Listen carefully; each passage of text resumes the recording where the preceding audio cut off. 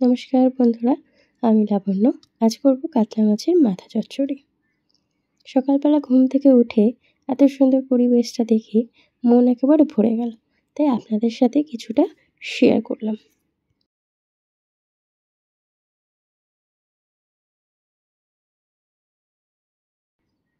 তার কিছুক্ষণ পরেই বৃষ্টি নামলো। কাতলা মাছের মাথাগুলোই আগের থেকে আমার ভালো করে ধুয়ে নুন হলুদ মাখানো ছিল।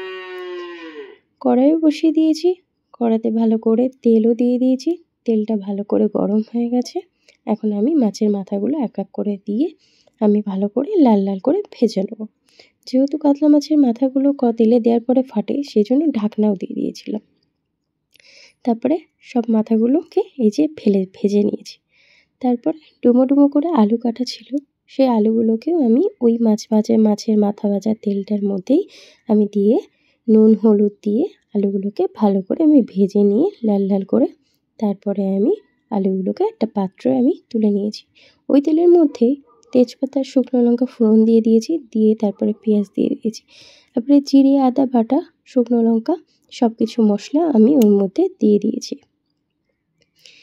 তারপরে একটুখানি চিনি দিয়েছি স্বাদ মতন জন্য, তারপরে নুন দিয়ে আলুগুলোকে আমি দিয়ে দিয়েছি। আলুগুলোকে দিয়ে আমি ভালো করে এর মধ্যে কষিয়ে নেব। তারপরে ভালো করে কষানো হয়ে গেলে মাছের মাথাগুলোকে দিয়ে ওগুলোকে দিয়েও আমি ভালো করে কষিয়ে নেব একসাথে।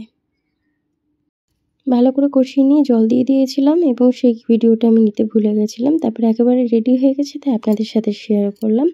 যাই হোক, এই আজকে আমাদের কাতলা মাছের মাথার রেসিপি। ভালো লাগলে লাইক, কমেন্ট অ্যান্ড শেয়ার এবং সাবস্ক্রাইবটা অবশ্যই করে দেবেন।